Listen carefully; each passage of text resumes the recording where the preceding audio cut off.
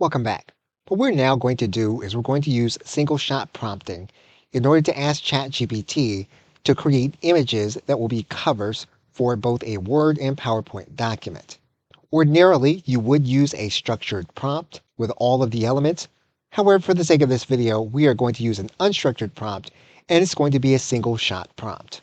We are now going to click enter, and we're going to allow ChatGPT to create the image on our behalf. What we are now going to do is we're going to create a second image, and we're going to create that image in a paper size format. Once we have our prompt, we're then going to click enter.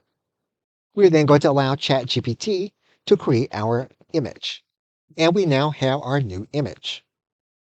Now this particular image does have writing in it that we may or may not want.